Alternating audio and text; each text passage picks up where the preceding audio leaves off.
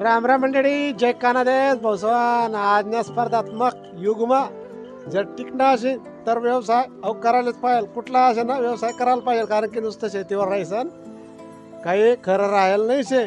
तर शेळी पालन करायला ज्या आम्ही भाऊसने इच्छा असेल चांगला व्यवसाय आहे. परंतु एक त्यानं बरोबर एक सांगायला एक तात्पर्य असं आहे, जेवढं येण्यापासून प्रॉफिट आहे तेवढं लॉस पण होऊ शकत.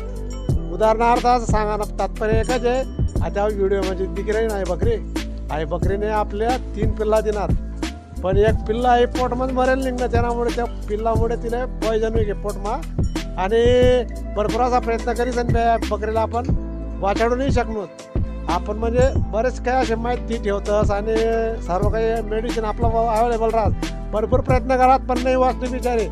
तर असा संभाव्य धोका पण या व्यवसायामध्ये राहतच, कोणता व्यवसाय आहे ना.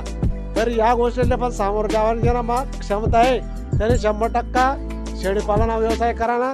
ते काय ते मस्त अधिकरण बाहेर मशीन चाप कटर मशीन डिबिटी अर्ज कर दिला होता मशीनला येले.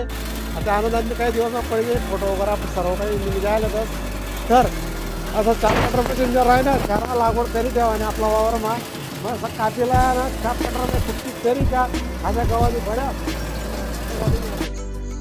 आता आपण लय होतो झाडपाला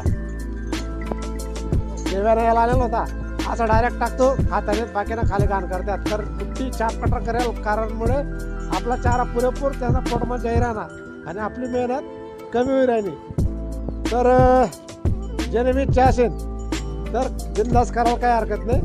फक्त काही संभाव्य नुकसान धोका पण राहतच आहे, एक डोकामध्ये ठेवा ना. आणि उन्हाळ्याचं काही नुकसान जाय धोका जाय तर मुळीच असं एकदम हात बोलवा ना, कारण नाही परत अजून जमतून काम करा ना. कसं आहे लॉस म्हणजे सक्सेस ना मागे थोडंसं निराशा पण राहस, पण ती निराशाने मागे वसारे सर पुढे आपलं कार्य करत राहायला पाहिजे, तरच आपण कुठला व्यवसायामध्ये सक्सेस होतो.